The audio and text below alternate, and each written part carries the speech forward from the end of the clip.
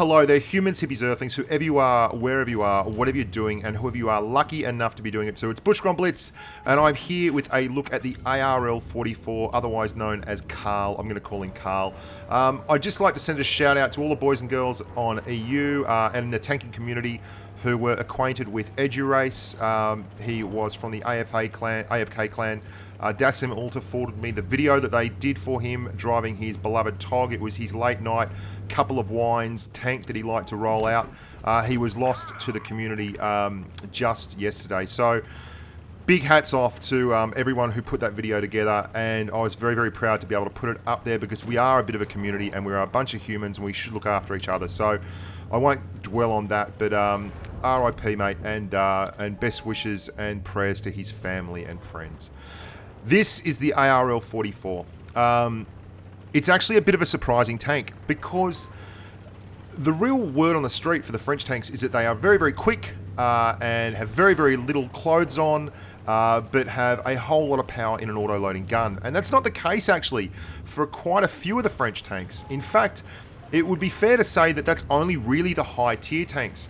All the stuff that's going on downstairs at the lower tier and up to tier 7 is in fact a very, very different kettle of fish. The Carl is a reasonably mobile heavy tank with some very, very nice options for guns and a fair bit of armor as well. In fact, this thing can sidescrape a bit. It's got an upper plate, an upper glacis that's as big as a house and can be moved up to about 180 to 185 degrees if you're angling it like this, or just 170 with a slight 10 degree angle or so.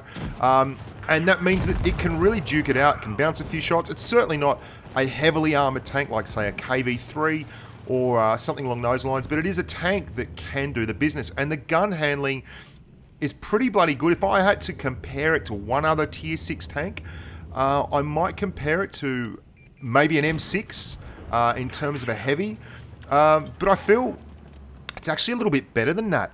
It's got good gun depression, it's got reasonable speed, it's not particularly mobile compared to its peers, but at tier 6 there are quite a few heavies that can get around the traps, and this one can. It can move. When you get it fully upgraded, with all the tracks running double rations, vents, a gun rammer, and I run a gun lane drive just for lack of a better option really on this thing. You can get it up to about 35 degrees of traverse on the tracks and 27 degrees of traverse on your turret, which is fairly strong for a heavy tank. It's more than mobile enough to do the business, and it's very, very good at covering light tanks and medium tanks when they make moves. It's also got enough armor that it can't just be automatically penned by all and sundry. It's not going to stand up to premium ammunition from same tier tanks, don't get me wrong, unless you're very, very steeply angled and in a really good space. But what it will do is that it'll bounce a fair few of these shots from tanks like that autoloader, lower tier tanks, lower tier heavies, other tanks like that. It will get the job done, and that's a bloody good thing because it is a heavy tank, and as such, you can see we've got a bounce on the front there on the upper glacis. It should be doing that kind of thing. There's no magical ending here. We won't watch all the way through because there's a minute and a half of me and this Tiger P going backwards and forwards, and he's got a whole lot more hit points than I do, so we end up losing. And I found it was just a really durable heavy tank, in fact. It's got 10 degrees of gun depression. Now that's important because these tanks live and die on their ability to get shots off, and you can see that's another bounce on that upper glacis from that KV1S, and this is why you like it as a heavy tank. And it's mobile and durable enough that it can take a few shots from a KV1S, it'll get a couple of bounces from the autoloader, hang out, move forward, hit another shot on the move, lets you side scrape. The big tracks will absorb a lot of hits. They're very, very thin though, so you can't over angle. It's not a tank that you can afford to over angle, and me and this Churchill 1 are fighting for the same bit of ground. We're very worried about that indeed. There's a Stug 3 there. He keeps coming out sideways, which is a bit of a failing, but I'm trying to give him some space so that he can get the business done. I'm going to run you through the two guns. Firstly, and this is the gun that I prefer, it's a very nice blend of rate of fire, alpha, and more importantly, it's a much better penetration weapon. That's the 90mm. The other gun that you can use is the 105mm. Now the 105 and the 90 are quite funny in that they're the same for both this tank and the next tank in the tier, the 45. And the next tank in the tier with the 90mm, you get the same gun, but you get another round rate of fire, and pretty much the same stats across the board. And you get exactly the same stats for the 105. It doesn't change at all. So if you were going to use the 105, this would be the tank where you'd use it. And I ran it with the 105 a bit, and it was fine. You can see there's another Carl there, and we put one of the 105s into him. The real reason that I'd go with the 90mm, I'm going to run the stats past you just now. The 90mm gives you 225mm of pen on its 212mm of pen, sorry, on its AP, and 259 on its APCR. The 105mm struggles a bit with that. It's only got 165mm pen on its AP and 223 on its APCR. So you can certainly make a living with it, and it may cost you a little bit more money, but if you like that higher alpha Pika Boom style of play, then it may well be the gun for you. It's nearly 7 rounds a minute, so it's certainly not a super low rate of fire tank, but it is for all that quite inferior in other stats, in the gun handling stats. I'm going to run you through those. 4.7 seconds of aim time for the 90mm, 5.5 for the 105, which is a big difference. 0.337 dispersion when fully buffed up for the 90mm, 0.381 for the 105. Again, that's a fairly big disparate point of difference. And the DPM overall is better for the 90mm, but it's not a huge difference. It's mainly just your play style. Better gun handling. And for me, gun handling at this tier, if you can get similar DPM and 225 alpha is more than enough to make a living at this tier. You can do your job, you can get bounces, you can put shots in, all those kind of things work for you. There's the M6 now, and you can see we're getting some bounce here, just angling. Remember always, if you are on a higher point than the enemy and you're using the gun depression, that upper plate will become even bouncier.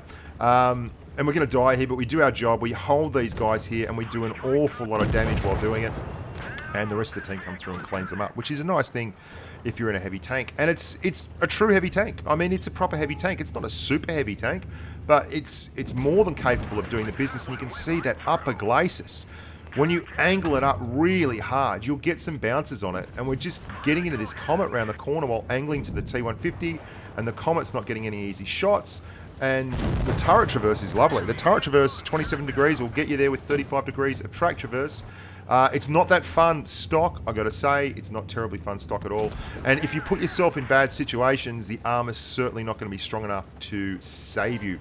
But you can see I'm doing a whole lot of on-the-move firing here, and it's getting the business done. There's a YOLO wagon and a T71, and he does probably the job for his team and suckers them all, suckers me in anyway.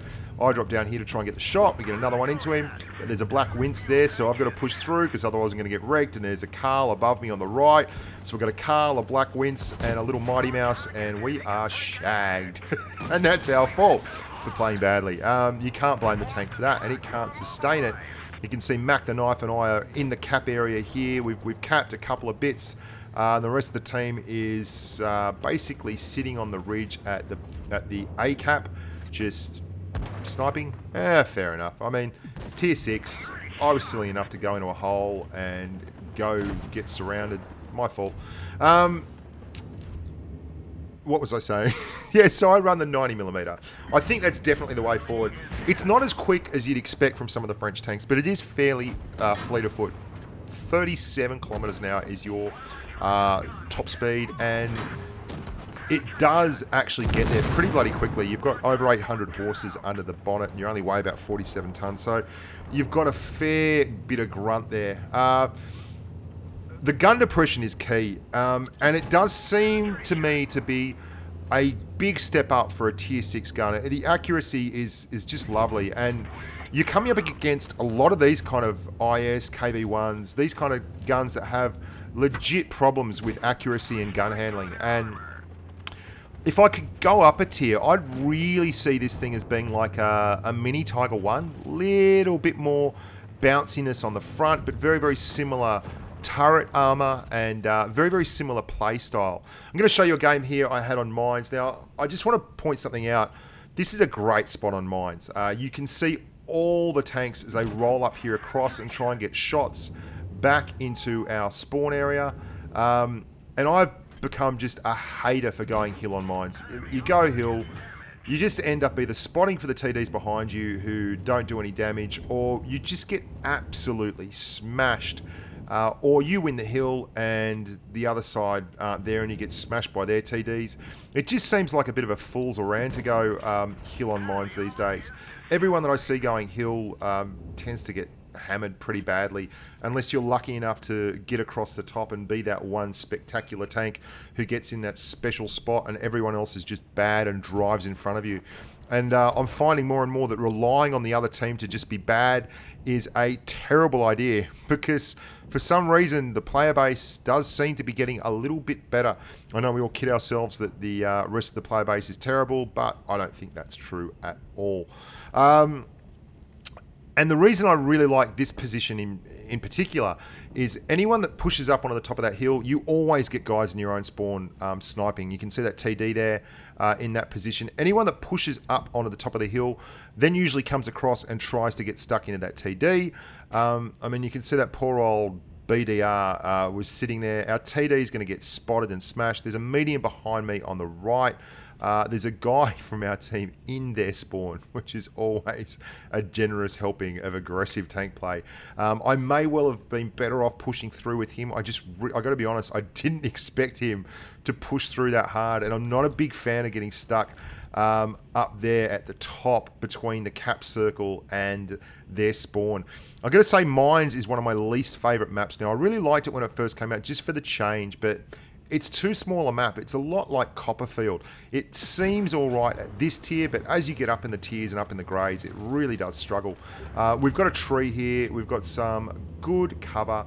We're basically waiting for the enemy to make a mistake, and then we're going to put our little thinking hats on and get the job done.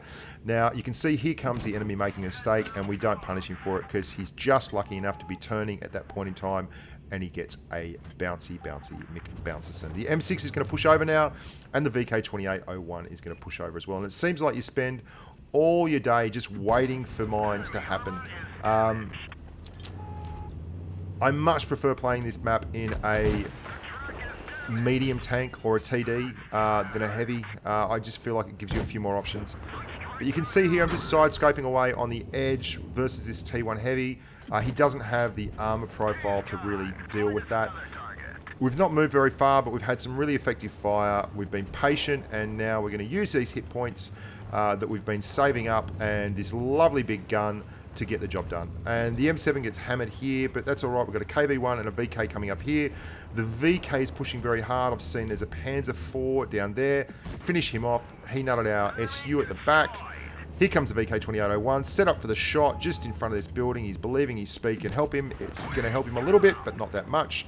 Bouncy, upper glacis, always working, bouncing me Bouncerson.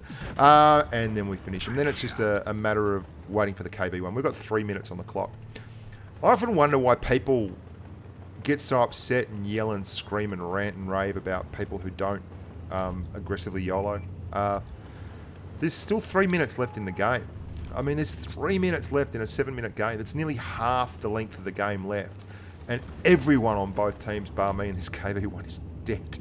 Like, it's a quick game. I understand it's fast-paced. But people who rush hill on mines are rushing hill. Basically, you can't win the game in the first 30 seconds. And everyone rushes up that hill and just gets drilled. Just stop. We're just going to DPM this guy because we've got Adrenaline. Adrenaline is reloaded. He's slow, he's a tier 5 heavy, he is not renowned for his DPM, and yep, we're just going to DPM him. So that's the Carl. Actually, a bit of a keeper for me. I really enjoyed playing this thing. I found it to be a lovely blend of mobility and armor with a great 90mm gun, the DCA 45, 10 degrees of gun depression. What more could you want in a tank? Good penetration, like really good penetration. A tier 6 tank with 212mm of pen on its AP and 259mm of pen on its APCR. That's bloody glorious. That's the same kind of penetration numbers you're going to get on the famed BL9 on the IS-3, which is a tier 8 heavy tank. So, I mean, I highly recommend the 90mm. I highly recommend the tank.